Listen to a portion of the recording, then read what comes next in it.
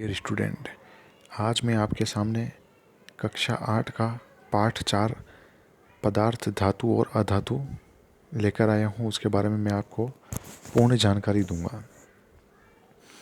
आप लोहा, तांबा आदि जैसे कुछ पदार्थों से परिचित है और कुछ पदार्थ जो नीचे सारणी में दिए गए हैं, जैसे कि ये एक सारणी है। पदार्थों की दिखावट और कठोरता के बारे में हमें कुछ गुणधर्म बताने हैं। सारणी में पहला नाम दे रखा है आयरन का, फिर कोयला, फिर सल्फ़र, फिर एल्यूमिनियम, कॉपर, और एक अपनी मर्ज़ी से हम कुछ भी लिख सकते हैं। जो धातु आपको याद हो, अधातु याद हो, उसका लिख सकते हैं। हमें क्या बताना है? एक तो दिखावट में बताना है वह चमकदार है या निष्प्रभ है, यानी बिना चमकदार वाली है। और कठोरता में हमें बताना है कि या तो वो बहुत कठोर है या वह बहुत कठोर नहीं है। जैसे आयरन की बात करें तो दिखावट में आयरन का क्या लिख सकते हैं? आयरन धातु है, यानी कि वह चमकदार होगी। और कठोरता की बात करें तो वह बहुत ही कठोर होगी। फिर सेकंड नंबर कोयले की बात करें तो कोयला जो होगा वह चमकदार नहीं होगा और कठोर भी नहीं होगा। फिर सल्फ़र की बात करें, सल्फ़र चमकदार नहीं होगा और कठोर भी नहीं होगा। एल्यूमिनियम धातु है, इसलिए चमकदार होगी, कठोर भी होगी। तांबा धातु है, चमकदार होगी, कठोर होगी। और लास्ट वाला ऑप्शन आपने अपनी मर्ज़ी से लिया है, तो आप खुद उसको फिलअप कर सकते हैं। अगर धातु है तो वह चमकदार होगी और बहुत कठोर होगी, और अधातु हुई तो वह चमकदार नहीं होगी और वह कठोर भी ज़्यादा नहीं होगी। लेकिन हीरा उसका अपवाद है, वह चमकदार भी है और कठोर भी है। आगे बात करते हैं, क्या आप उन पदार्थों के नाम बता सकते हैं जो धातु है? जैसे सारणी 4.1 में शेष पदार्थ अधातु है। धातुओं का अधातुओं से अंतर उनके भौतिक और रासायनिक गुणों के आधार पर ही किया जा सकता है। स्मरण करिए कि चमक और कठोरता दोनों भौतिक गुण हैं, जो हमें बाहर से देखने पर पता चल जाते हैं। वे सभी भौतिक गुण होते हैं। 4.1 धातु और अधातुओं के भौतिक गुण। क्या आपने लोहार को लोहे के टुकड़े अथवा लोहे से निर्मित वस्तु जैसे फावड़ा, बेलचा, कुल्हाड़ी आदि को पीटते हुए देखा है? क्या इन वस्तुओं को पीटने पर आप इनके आकार में कोई परिवर्तन पाते हैं? क्या कोयले के टुकड़ों को पीटने पर भी वैसे ही परिवर्तन की अपेक्षा करते हैं क्या आप? जी नहीं। धातुओं को पीटने पर धातुएं फैलती है और उसकी चदरें बन जाती है, लेकिन कोयले को पीटने पर तो कोयला बिल्कुल पाउडर बन जाएगा। आइए जानते हैं क्रियाकलाप 4.1 से। एक लोहे की कील, एक कोयले का टुकड़ा, एक मोटे एल्यूमिनियम का तार का टुकड़ा और एक पेंसिल की लेड लीजिए। लोहे की कील लेकर उसे हथौड़े द्वारा पीटिए, परंतु ध्यान रहिए ये इस प्रकार से जैसा चित्र में बताया गया है वैसे। इस प्रक्रम में आप स्वयं को चोट न पहुंचाएं, इस बात का आपको ध्यान रखना है। चित्र में देखिए, हथौड़ी से लोहे की कील को पीट रहे हैं। जोर से पीटने का प्रयास करिए। एल्यूमिनियम का तार पर जोर से चोट करिए। इसी प्रकार का प्रक्रम आप कोयले के टुकड़े और पेंसिल के लेड के साथ भी कीजिए, और आपने जो प्रेक्षण नोट किए हैं उनको सारणी 4.2 में रिकॉर्ड करिए। ये सारणी 4.2 है जिसे आपको स्वयं भरना है। इस सारणी का नाम है पदार्थों की आघात वर्धनीयता। जैसे लोहे की कील, क्या आकार में परिवर्तन हुआ, चपटी हुई या टुकड़े हो गए? तो सीधी सी बात है, लोहे की कील पर हथौड़ी से प्रहार करेंगे तो वह चपटी हो जाएगी। कोयले के टुकड़े पर क्या लिखोगे कि कोयले के तो टुकड़े हो जाएंगे, वह चपटा कभी नहीं होगा। एल्यूमिनियम के तार का क्या लिखोगे? वह चपटा हो जाएगा। पेंसिल की लेड का क्या लिखोगे? उसके टुकड़े हो जाएंगे। आपने देखा कि लोहे की कील और एल्यूमिनियम के तार को पीटने पर उनका आकार परिवर्तन हो गया। यदि उन्हें अधिक शक्ति से पीटा जाए तो उन्हें शीट में परिवर्तित किया जा सकता है। शीट का मतलब होता है चद्दरें। जैसा आपने कहीं देखी होगी, लगी हुई चद्दरें लगाते हैं, जिनको हम सामान्य भाषा में पतेड़े भी कहते हैं। वही लोहे की या धातुओं की बनी हुई चद्दरें होती हैं। प्लास्टिक की भी आती हैं, लेकिन यहाँ लेसन में हम अभी चद्दर लोहे की बात कर रहे हैं। आप संभवतः मिठाइयों को सजाने के लिए उपयोग में लाए जाने वाले चांदी के वर्क से भी परिचित होंगे। जो मिठाई के ऊपर चांदी का वर्क लगाते हैं वो भी धातु का बना हुआ पतला चद्दर है। आप एल्यूमिनियम पन्नी या पर्णिका द्वारा खाद्य सामग्री को लपेटने के उपयोग से भी अवश्य परिचित होंगे। जिसमें आप रोटियां लपेटते हैं वह भी धातु की ही फॉइल होती है, एल्यूमिनियम की। धातु का गुण जिसके कारण उन्हें पीट कर शीट में परिवर्तित किया जा सकता है, आघात वर्धनीयता कहलाता है। यह धातुओं का अभिलाक्षणिक गुण है। जैसा कि आपने देखा होगा, कोयले और पेंसिल लेड जैसे पदार्थ यह गुण प्रदर्शित नहीं करते। क्या हम इन्हें धातु कह सकते हैं क्या? तो हम इन्हें धातु बिल्कुल भी नहीं कह सकते, क्योंकि कोयला अगर धातु होता तो उसकी भी चद्दर जरूर बनती। क्या आप बिना प्लास्टिक या लकड़ी के हत्थे वाले गर्म धातु के पात्र को स्वयं को बिना आघात पहुंचाए पकड़ सकते हैं क्या? शायद नहीं, क्योंकि हम जानते हैं कि कुकर अगर गर्म है, सब्जी बन रही है, उसमें खाना पक रहा है, तो कुकर के साथ साथ उसका हत्था भी गर्म हो जाएगा, क्योंकि वह भी धातु का बना हुआ होता है। कुछ अन्य अनुभवों की सूची बनाने का प्रयास करिए जिसमें एक लकड़ी या प्लास्टिक का हत्था आपको घायल होने से बचाता है। जब आप गर्म वस्तुओं को पकड़ते हैं तो इनके अनुभवों के आधार पर आप लकड़ी और प्लास्टिक द्वारा ऊष्मा के चालन के विषय में क्या कह सकते हैं? आपने एक विद्युत कर्मी को पेचकस से काम करते देखा होगा। उसका हत्था किस प्रकार का होता है, आइए जानते हैं। क्रियाकलाप 4.2। इसमें देखिए, याद करिए किसी वस्तु में विद्युत का प्रवाह होता है या नहीं, यह परीक्षण करने हेतु विद्युत परिपथ कैसे बनाया जाता है। आपने कक्षा 6 के अंदर, कक्षा 6 के अंदर आपने ऐसा एक परिपथ बनाया होगा। एक सेल लिया होगा, आपने 2 तार लिए होंगे, एक बल्ब लिया होगा परीक्षण करने के लिए, और बीच में आपने सप्लाई के लिए कोई धातु से बनी हुई कील या सिक्का या कोई धातु की छड़, तार, कुछ ऐसा लिया था।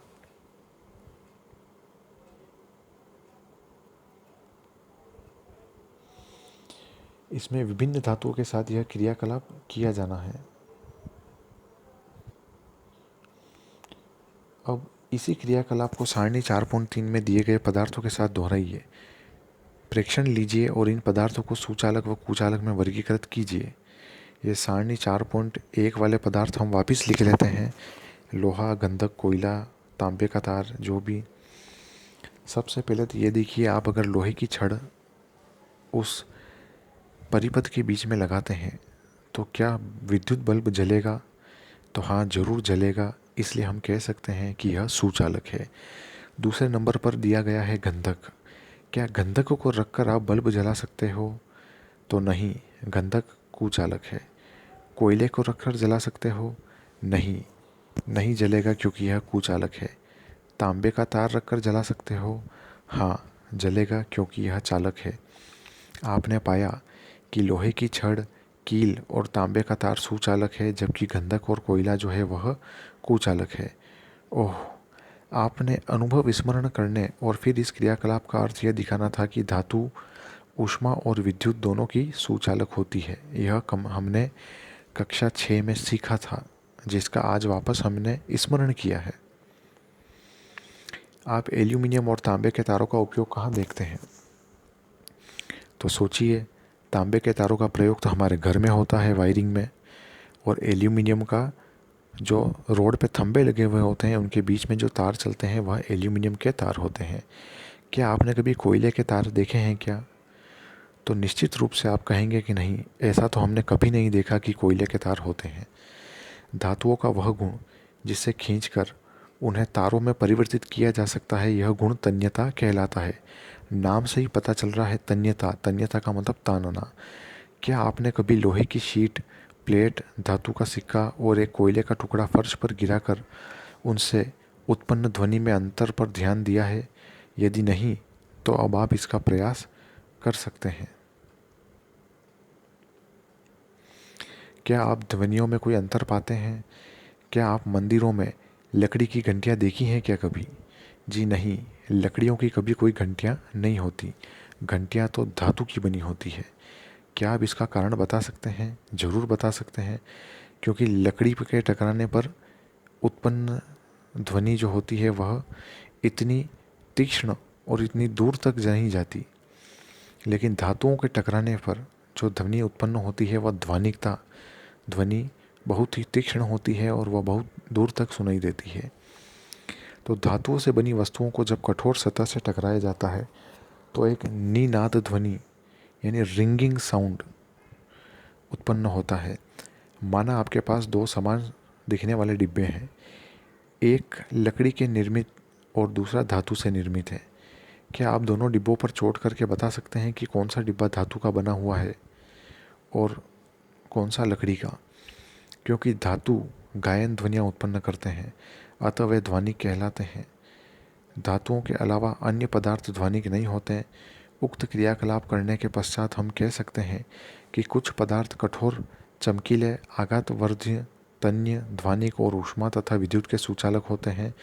पदार्थ जिनमें सामान्यतः ये गुण पाए जाते हैं वह धातु कहलाते हैं। ये धातु की डेफिनेशन है। धातुओं के उदाहरण है जैसे आयरन है जो धातु है, कॉपर धातु है, एल्यूमिनियम धातु है, कैल्शियम धातु है, मैग्नीशियम इत्यादि सभी धातुएं हैं। इसके विपरीत कोयले और सल्फर जैसे पदार्थ नरम हैं तथा दिखने में मलिन है। ये हथौड़े की हल्की चोट से टूटकर चूरा हो जाते हैं। इसमें कोई ध्वनिकता उत्पन्न नहीं होती और ऊष्मा तथा विद्युत के कुचालक होते हैं, अतः इन्हें अधातु कहते हैं। अधातुओं के कुछ उदाहरण हैं जैसे sulphur, carbon, oxygen, phosphorus. Sodium और पोटेशियम धातु बहुत ही नरम होती है और इन्हें चाकू से आसानी से काटा जा सकता है। लेकिन लोहा और एल्यूमिनियम भी धातु है, उसको आप चाकू से नहीं काट सकते। मरकरी यानी कि पारा केवल ऐसी धातु है जो कमरे के तापमान पर द्रव अवस्था में पाई जाती है, लेकिन इसके अलावा कोई भी धातु ऐसी नहीं होगी जो द्रव अवस्था में पाई जाएगी। धातुओं और अधातुओं के रासायनिक गुण क्या हैं? भौतिक गुणों की हमने बात की, जिसमें चमक की बात आ गई, ध्वनिकता की बात आ गई, आघातवर्धनीयता की बात आ गई, ऊष्मा के चालन की बात आ गई, विद्युत के चालन की बात आ गई। लेकिन अब हम रासायनिक गुणों की बात करेंगे। इसमें हमें कुछ अभिक्रियाएं करवानी होगी। सबसे पहले ऑक्सीजन के साथ अभिक्रिया करवानी है। आप आयरन में जंग लगने की परिघटना से तो परिचित हैं, क्योंकि आपने कई बार देखा होगा कि कुछ लोहे की चीज़ें अगर बारिश के सीज़न में छत पर खुली पड़ी रह जाती है या नमी के संपर्क में आ जाती है तो उन पर जंग लग जाता है। तो जंग बनने की अभिक्रिया का स्मरण करिए। आपने कक्षा 7th में मैग्नीशियम रिबन के वायु के दहन का क्रियाकलाप किया है। आपने सीखा था कि दोनों प्रक्रमों में ऑक्साइड बनते हैं। मैग्नीशियम का ऑक्साइड, आयरन और मैग्नीशियम की ऑक्सीजन के साथ निम्नलिखित अभिक्रियाओं को पूरा करिए। जैसे Fe आयरन है, O2 ऑक्सीजन है और जल H2O है। तो ऑक्सीजन और जल दोनों जब लोहे यानी आयरन के साथ क्रिया करते हैं तो जंग बनता है, जिसका सूत्र है Fe2O3, Fe2O3 और हाइड्रोजन गैस अलग से निकल जाएगी। मैग्नीशियम की धातु की क्रिया जब ऑक्सीजन के साथ करवाएंगे Mg+O2 तो क्या बनेगा? MgO यानी कि मैग्नीशियम ऑक्साइड बनेगा। क्रियाकलाप 4.3। आइए आयरन, ऑक्सीजन और जल की अभिक्रिया के परिणाम स्वरूप बने जंग की प्रकृति की जांच करें। लगभग 1 चम्मच जंगों को इकट्ठा करिए और उसमें बहुत थोड़े जल में घोलिए। आप पाएंगे कि वह जल में निलंबन के रूप में रहता है। अब देखो यहाँ निलंबन जो शब्द आया है, ये निलंबन का मतलब क्या होता है कि यदि किसी विलयन के अंदर कुछ कण तैरते हुए पाए जाएं तो उसे निलंबन कहते हैं। तो सीधी सी बात है कि जंग पूरा घुलेगा तो नहीं, जंग के कण उस पानी में तैरेंगे, इसलिए वह निलंबन के रूप में रहेगा। लटकन को अच्छी तरह से हिलाइए। विलयन का परीक्षण क्रमशः लाल और नीले लिटमस पत्र से करिए। आप क्या देखते हैं, विलयन अम्लीय है या क्षारीय है? तो आपके सामने देखिए, ये एक बड़ा सा पात्र है जिसमें पानी भरा हुआ है। इसमें जंग का निलंबन कर दिया है और एक चाइना डिश में थोड़ा सा विलयन निकाल लिया है और उसमें लाल लिटमस पत्र को डुबाया है। जंग की प्रकृति का परीक्षण किया है। जब कॉपर में भी जंग लगता है, क्या कॉपर में जंग लगता है? तो हाँ, मैंने कॉपर के बर्तनों की सतह पर हरा पदार्थ जमा हुआ देखा है। वह कॉपर का जंग है। अब ये कैसे बनता है, ये आपको इस पैराग्राफ में पता चलेगा। जब कॉपर के बर्तन को लंबे समय तक नमी युक्त वायु में खुला रखा जाता है तो उस पर एक हल्की हरी परत जम जाती है। यह हरा पदार्थ कॉपर हाइड्रोक्साइड यानी CuOH2 होता है और कॉपर कार्बोनेट यानी CuCO3 का मिश्रण है। यानी कॉपर हाइड्रोक्साइड और कॉपर कार्बोनेट दोनों मिक्स हो जाते हैं तो यह हरा पदार्थ बनता है जिसे कॉपर का जंग कहते हैं। इसकी अभिक्रिया कुछ इस तरह से दी हुई है। 2 अणु कॉपर के, 1 अणु जल यानी H2O का, 1 अणु कार्बन डाइऑक्साइड का, 1 अणु ऑक्सीजन का, तो कॉपर हाइड्रोक्साइड और कॉपर कार्बोनेट बनते हैं। अब मैग्नीशियम रिबन का दहन का क्रियाकलाप का स्मरण करिए। मैग्नीशियम रिबन का दहन करने पर प्राप्त राख को जल में घोलकर उसकी अम्लीय व क्षारीय प्रकृति को जानने हेतु विलयन का परीक्षण करते हैं। विलयन अम्लीय है या क्षारीय, आप इसको किस प्रकार सुनिश्चित करेंगे? आपने प्रेक्षण किया होगा कि लाल लिटमस नीला हो जाता है, इसलिए मैग्नीशियम के ऑक्साइड की प्रकृति क्षारीय होगी, क्योंकि हमें पता है अम्ल जो होते हैं वो लाल लिटमस को नीला कर देते हैं और क्षार जो होते हैं वह नीले लिटमस को लाल कर देते हैं।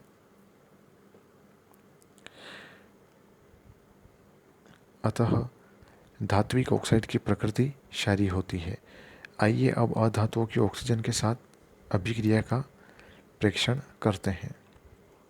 लेकिन यहाँ वो बात आप ध्यान रखिएगा कि हमेशा यदि आपको किसी प्रैक्टिकल में नीला लिटमस दिया जाता है और वह लाल हो जाता है तो वह अम्ल होगा, और यदि आपको लाल लिटमस दिया जाता है और वह नीला हो जाता है तो वह क्षार होगा।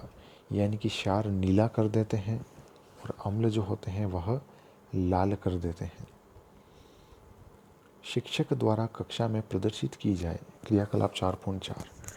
चूर्णित की हुई सल्फर की कुछ मात्रा लेनी है, एक उद्दहन चम्मच में लेनी है। उद्दहन चम्मच का मतलब होता है जलाने वाला चम्मच, जिसमें हम किसी सामग्री को रख कर गर्म कर सकते हैं, जला सकते हैं। अब उसे गर्म करना है। यदि उद्दहन चम्मच उपलब्ध ना हो तो आप किसी भी बोतल का जो धातु का बना हुआ ढक्कन है उसे भी ले सकते हैं। इसके चारों ओर धातु का एक तार लपेट दीजिए जिससे कि आपका हाथ नहीं जलेगा, जैसा कि चित्र में बताया गया है। जैसे ही सल्फर जलना प्रारंभ हो तो चम्मच को एक गैस जार, यानी कि एक जार जैसा होगा कांच का बना हुआ, उसमें कांच की गिलास में ले जाइए। गिलास को एक ढक्कन से ढक दीजिए, जिससे क्या होगा कि बनने वाली गैस जो होगी वह ढक्कन के से ढकने के कारण बाहर नहीं जाएगी। कुछ समय पश्चात चम्मच को हटा दीजिए, गिलास में थोड़ा जल डालिए और तुरंत ढक्कन से वापस ढक दीजिए। अब गिलास को भली भांति हिलाइए। विलयन का परीक्षण क्रमशः लाल और नीले दोनों ही लिटमस पत्र से करना होगा, क्योंकि हमें नहीं पता है कि यह अम्लीय है या क्षारीय है। इसलिए हम दोनों लिटमस पत्र काम में लेंगे। ये देखिए, ये चित्र बना हुआ है आपके सामने। इसमें उसको जलाया गया था और जलाने के बाद पानी डाल देंगे तो यह हमारे पास विलयन बनेगा। इसमें लिटमस पत्र को डुबाया गया है क्योंकि हम लिटमस का परीक्षण कर रहे हैं।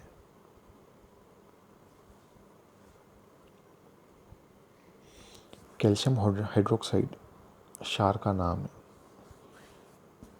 उसका अगर धातु उसमें कैल्शियम है, अम्ल का नाम है सल्फ्यूरिक अम्ल।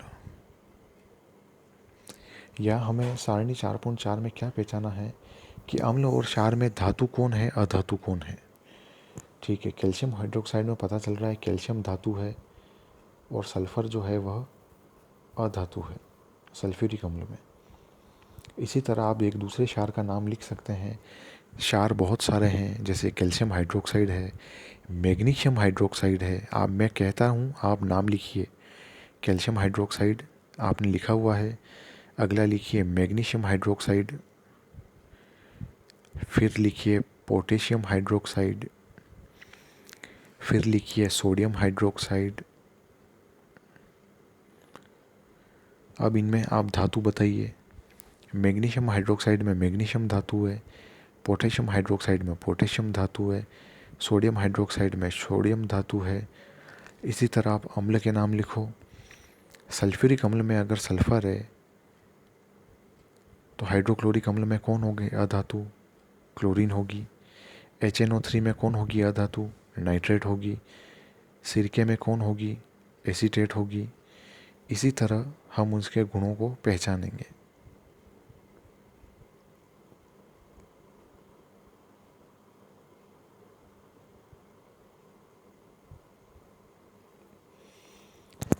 सल्फर और ऑक्सीजन की अभिक्रिया में बनने वाले उत्पाद का नाम सल्फर डाइऑक्साइड गैस है।